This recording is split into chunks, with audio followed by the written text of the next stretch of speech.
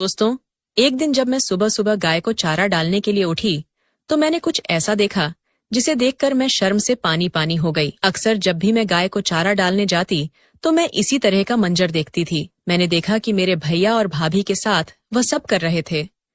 भैया और भाभी के बीच का प्यार और आपसी समझ का बहुत सुंदर दृश्य था। उन्हें देखकर मुझे एक पल के लिए बहुत अच्छा लगा।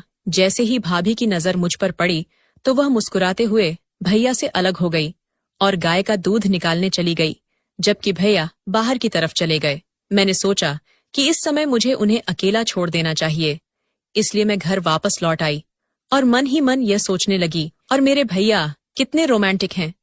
जैसे ही मैं घर के दरवाजे पर पहुंची और उसे बंद करने लगी, तभी पीछे से मेरे भैया आ गए और बोले, काव्या, तुम बहुत खूबसूरत हो, लेकिन तुम्हारे पति के पास तो तुम्हारे लिए वक्त ही नहीं है।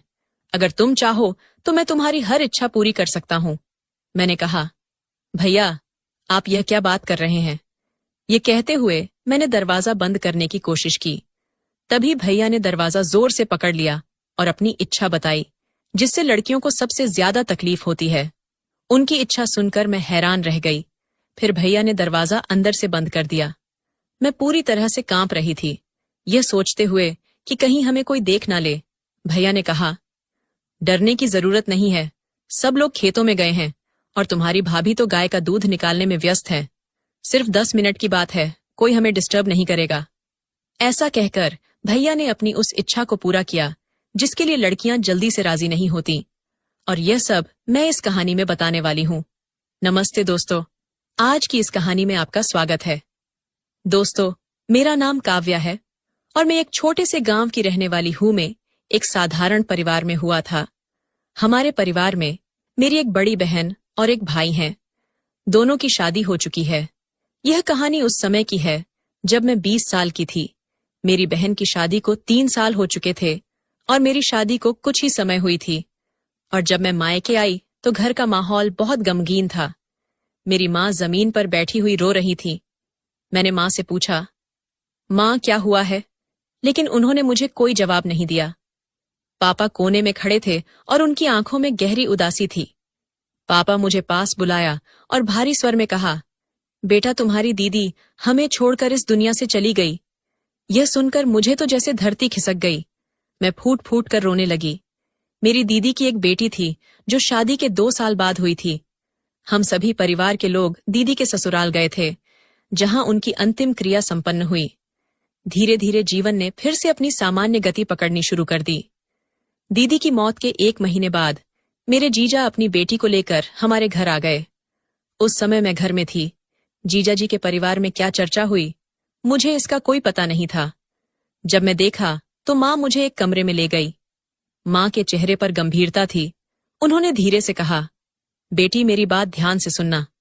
तुम्हें पता है कि तुम्हारी दीदी अब हमारे बीच नहीं है और उनकी छोटी सी बेटी की देखभाल करने वाला अब कोई नहीं है। तुम्हारे जीजा जी दूसरी शादी करने जा रहे हैं। हमने सोचा था कि तुम ही वह इंसान हो जो इस बच्ची की जिंदगी को संभाल सकती हो। यह सुनकर मैं हैरान हो गई। मैंने माँ से पूछा, पर माँ, कैसे बेटा? तुझे ये बच्ची रखना होगा। ये बहुत कठिन फैसला है, लेकिन यही एक रास्ता है बेटी। तुम मना मत करना। मैं तेरे आगे हाथ जोड़ती हूँ। माँ की आंखों में आंसू थे और उन्हें देखकर मेरा दिल पसीज गया। मैंने अपनी आंखों के आंसू रोकते हुए कहा, ठीक है माँ, आप जो कहेंगी मैं वही करूंगी। माँ ने मुझे गले से लगा लिया और कहा, तूने मेरी बात मानकर मेरे दिल से बहुत बड़ा बोझ उतार दिया है। इसके बाद माँ अपने कमरे में चली गई। दीदी की मौत के 5 महीने बाद मैं उस बच्ची को देखभाल करने लगी। अब मेरे सपनों और इच्छाओं का त्याग हो चुका था और नीरज, जो मेरा पति था, क्या वह अपनाएगा? इस बच्ची को मेरे मन में हमेशा डर था, इसीलिए मेरा भैया भी मेरे साथ आया। जब मैं अपने ससुराल पहुंची तो सब कुछ नया और अजनबी सा लग रहा था। रात को मेरी सास ने मुझे घर के एक छोटे से कमरे में बिठा दिया। वहां का माहौल मेरे लिए थोड़ा अजीब था। बिस्तर जमीन पर बिछाया हुआ था और घर भी साधारण मिट्टी का था। मैं जमीन पर बिछे बिस्तर पर बैठी अपनी आने वाली जिंदगी के बारे में सोचने लगी। कुछ समय बाद कमरे का दरवाजा खुला और नीरज अंदर आ गए। उन्होंने दरवाजा बंद किया और मेरे पास आकर बैठ गए। मैं अंदर से बहुत घबराई हुई थी। दिल की धड़कन तेज हो रही थी नीरज ने शांत स्वर में कहा, काव्या, तुम यहाँ आ गई हो। ये हमारे रिश्ते की नई शुरुआत है। मुझे पता है कि यह सब तुम्हारे लिए आसान नहीं है, लेकिन हमें इसे संभालना होगा। उनकी बात सुनकर मेरी घबराहट थोड़ी कम हुई, लेकिन मन में सवालों का तूफान था। मैं चुपचाप उनकी बात सुनती रही। उन्होंने मुझे आराम करने को कहा और कहा, समय के साथ सब बेहतर हो जाएगा। सुबह जब मैं उठी तो मेरे मन में अजीब सी बेचैनी थी। बीती रात की उलझनों ने मुझे थका दिया था, लेकिन मैंने खुद को संभालने की कोशिश की। मैंने महसूस किया कि इस नए जीवन को समझने और उसे अपनाने में समय लगेगा। मैंने नीरज के साथ अपने रिश्ते को बेहतर बनाने और उसे समझने की दिशा में आगे बढ़ने का निर्णय लिया। सुबह मेरी सास ने मुझे जगाया। रात के घटनाक्रम के बाद मेरा मन बहुत भारी था। मैं सोचने लगी, काश मैंने माँ से इस बच्ची के लिए मना कर दिया होता, लेकिन होनी को कौन टाल सकता है। अब यही मेरी जिंदगी थी। धीरे धीरे मैंने अपनी किस्मत से समझौता करना शुरू कर दिया। मेरा जीवन किसी मशीन की तरह हो गया था। दिन भर घर के काम में जुटी रहती और रात को अपने रिश्ते का बोझ महसूस करती। धीरे धीरे मैंने हालातों को सहन करना सीख लिया। ससुराल की सभी महिलाओं से मेरी पहचान होने लगी। वे अपने पति के साथ अपने अनुभव और खुशियों की बातें साझा करती। उनकी बातें सुनकर मेरा मन उदास हो जाता, लेकिन मैंने कभी किसी से अपने दिल की बात नहीं कही। मैंने अपने जीवन के दुखों को खुद में समेट लिया और चुपचाप सब सहन करती रही। हमारा माहौल बहुत साधारण था। नीरज ना तो बहुत ज्यादा पढ़े लिखे थे और ना ही कोई नौकरी करते थे। इसी वजह से घर की आर्थिक स्थिति भी ठीक नहीं थी। दिन बीतते गए और मैं खुद को परिस्थिति के अनुरूप ढालने की कोशिश कर रही थी। मैं अपने अंदर यह विश्वास जगाने लगी कि हर परिस्थिति का सामना धैर्य और समझदारी से करना होगा। हमारे परिवार में सबसे अधिक पढ़े लिखे व्यक्ति मेरे भैया राहुल थे। वे एक सरकारी स्कूल में शिक्षक थे और उनके हिस्से में जो जमीन आई थी वह मैं ही देखभाल करती थी। हालांकि वे अपने परिवार के साथ अलग रहने लगे थे। नीरज की जमीन इतनी कम थी कि उसके भरोसे घर का खर्च चलाना मुश्किल हो रहा था। समय बीतता गया, लेकिन हमारे हालात दिन ब दिन बुरा होते गए। मेरी शादी को 2 साल हो चुके थे और मैं अब 22 साल की हो चुकी थी। हमारा कोई अपना बच्चा नहीं था और सच कहूं तो मैं बच्चा चाहती भी नहीं थी। दीदी की बेटी रीना, जो अब 8 साल की हो चुकी थी, उसे संभालना ही हमारे लिए एक बड़ी जिम्मेदारी थी। रीना मुझे माँ कहकर बुलाती थी और मैं भी उसे अपनी बेटी की तरह प्यार करती थी। रीना अब किशोरावस्था में थी। उसका व्यक्तित्व और समझदारी बढ़ रही थी। वह जानती थी कि मैं उसकी असली माँ नहीं हूं, लेकिन उसने मुझे ही माँ के रूप में स्वीकार किया था। यह रिश्ता हमारे बीच एक अनमोल बंधन बन चुका था। घर के हालात दिन ब दिन बिगड़ते जा रहे थे। आमदनी के साधन सीमित थे और खर्चे लगातार बढ़ रहे थे। एक दिन जब मैं सुबह सुबह गाय को चारा डालने के लिए उठी, तो मुझे कुछ ऐसा देखने को मिला जिसने मुझे चौंका दिया। मैंने देखा कि मेरे भैया अपनी पत्नी के साथ हंसी मजाक करते हुए बातें कर रहे थे। उनके बीच का स्नेह और आपसी समझ देखकर मुझे एक पल के लिए बहुत अच्छा लगा। मुझे लगा कि कठिन परिस्थितियों के बावजूद रिश्तों में मधुरता और आपसी सहयोग बनाए रखना कितना जरूरी है। जैसे ही उन्होंने मुझे देखा, भाभी मुस्कुराते हुए भैया से अलग हो गई और गाय का दूध निकालने चली गई और भैया बाहर की ओर चले गए। मैंने सोचा कि इस समय उन्हें उनके निजी समय में अकेला छोड़ देना चाहिए। इसलिए मैं घर वापस लौट आई। जैसे ही घर के दरवाजे पर पहुंची और उसे बंद करने लगी, तभी पीछे से भैया आ गए। उनकी उपस्थिति ने मुझे थोड़ी चौंका दिया। मैंने तुरंत उनसे पूछा, भैया कोई काम था क्या? भैया, मुस्कुराते हुए उन्होंने कहा, नहीं, बस तुम्हारे चेहरे पर कुछ अजीब सा भाव देखकर सोचा कि तुम ठीक हो या नहीं। उनके शब्दों में हल्की चुटकी महसूस हुई, लेकिन मैंने उसे नजरअंदाज करते हुए कहा, सब ठीक है भैया। इसके बाद वे कुछ पल रुके, फिर मुस्कुराते हुए चल पड़े। हालांकि मैं भैया की हरकतों से असहज महसूस कर रही थी। जैसे ही उन्होंने मेरे करीब आने की कोशिश की, मैंने खुद को संभालते हुए कहा, भैया, आप जो कर रहे हैं वह गलत है। कृपया मुझे अकेला छोड़ दीजिए। उन्होंने मेरी बात को नजरअंदाज किया और मुझे रोकने की कोशिश की। मेरी हिम्मत नहीं टूटी। मैंने तेजी से अपना हाथ छुड़ाया और अपने कमरे की ओर दौड़ी। दरवाजे के पास पहुंचकर मैंने उसे बंद करने की कोशिश की, लेकिन भैया ने दरवाजे को जोर से धक्का दिया और अंदर आ गए। उस समय मुझे समझ नहीं आ रहा था कि मैं क्या करूं, लेकिन मैंने हिम्मत जुटाई और दृढ़ता से कहा, भैया ये ठीक नहीं है। आपकी हरकतों से मैं बहुत असहज महसूस कर रही हूं। कृपया यहां से चले जाएं। उनके चेहरे पर एक पल के लिए सोचने का भाव आया और फिर उन्होंने थोड़ा रुक कर कहा, मुझे माफ कर दो, मैं कुछ गलत करने का इरादा नहीं रखता था। इसके बाद वह तुरंत कमरे से बाहर चले गए। मैंने राहत की सांस ली और सोचा कि मुझे आगे और भी ज्यादा सतर्क रहना होगा। उस दिन के बाद से मैंने भैया से थोड़ी दूरी बना ली और घर के सभी सदस्यों के साथ ज्यादा समय बिताने लगी, ताकि ऐसी स्थिति फिर कभी ना आए। मैंने भैया से कहा, अगर आप मेरी इज्जत चाहते हैं तो तुरंत यहां से चले जाइए, वरना मैं सब कुछ अपने परिवार को बता दूंगी। लेकिन भैया पर मेरी बातों का कोई असर नहीं हुआ। वह हंसते हुए बोले, तुम जो चाहो कर सकती हो, मुझे कोई फर्क नहीं पड़ता।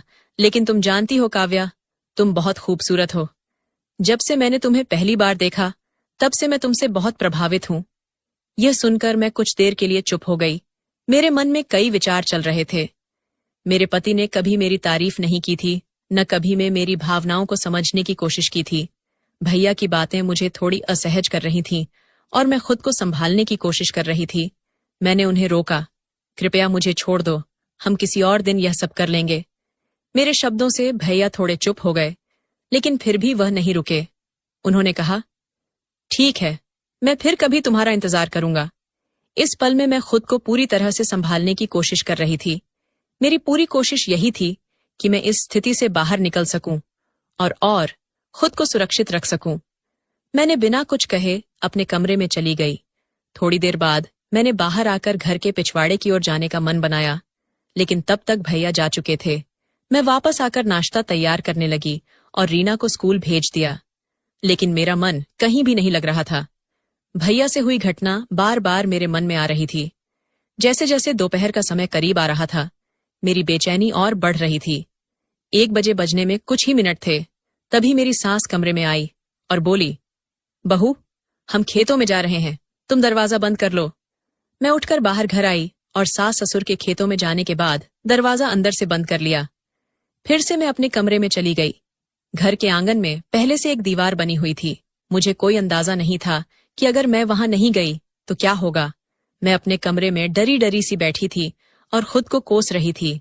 सोच रही थी, काश मैं सास ससुर के साथ खेतों में चली जाती। तभी अचानक वही हुआ जिसका मुझे डर था।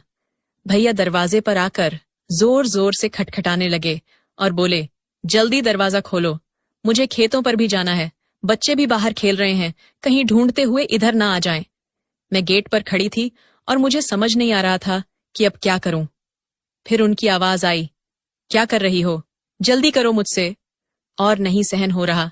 उनकी बातों ने मेरी घबराहट और बढ़ा दी थी। मुझे डर था कि कहीं कोई आ ना जाए। डरते डरते मैं कमरे की तरफ बढ़ी और मेन डोर के पास जाकर खड़ी हो गई। जब मैंने दरवाजा खोला तो भैया तेजी से अंदर आए और चटाई पर जाकर लेट गए। वह बोले, देखो जल्दी करो, वरना कोई आ जाएगा। उनकी बातें सुनकर मैं बहुत घबराई हुई थी। मैं कमरे में चली गई और दरवाजा अंदर से बंद कर लिया। डोर लॉक किया और जैसे ही मुड़ी, अचानक भाई ने मुझे जोर से पकड़ लिया और चटाई से उठकर कहने लगे, देखो काव्या, तुमने यह क्या कर दिया। जब भी तुम्हारे बारे में सोचता हूं ऐसा ही कुछ होता है। अब जल्दी से मेरी घबराहट को शांत करो। मुझे ना चाहते हुए भी वह सब करना पड़ा। सब कुछ शांत हो गया और फिर वह जल्दी से कमरे से बाहर निकल गए। वह कहने लगे, माँ, कहकर गई थी, मैं जाकर चाय पी लूं। भला मैं ऐसा मौका कैसे जाने देती।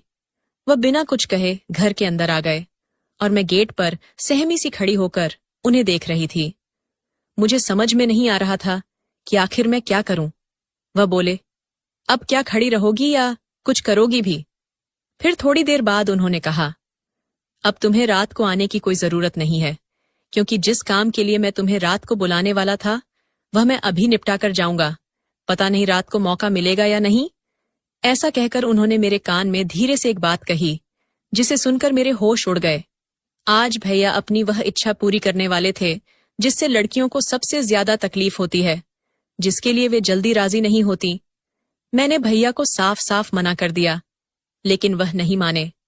कहने लगे, जब से मैंने तुझे पहली बार देखा था, तब से मेरे मन में इस इच्छा को पूरा करने की ख्वाहिश थी।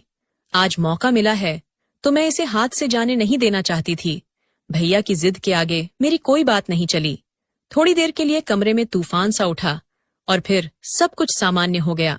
जब भैया बाहर जाने के लिए उठे, तो मैंने गेट खोला और वे बाहर निकल गए। फिर मैं अपने कमरे में चारपाई पर लेट गई। आज मैं पूरी तरह से संतुष्ट थी। मेरी सारी इच्छाएं पूरी हो गई थीं और मुझे ऐसा महसूस हो रहा था जैसे मेरे अंदर कुछ नया आ गया हो, या फिर यूं कहे कि मुझे आज पूरा सुकून मिल चुका था। तो दोस्तों, आपको यह कहानी कैसी लगी? कमेंट करके जरूर बताएं। अगर आपको यह कहानी पसंद आई हो तो इसे लाइक करें और अपने दोस्तों के साथ शेयर करें। आगे भी ऐसी ही रोमांचक कहानियों के लिए हमारे चैनल को सब्सक्राइब करें ताकि आप हमारी कोई भी कहानी मिस न करें।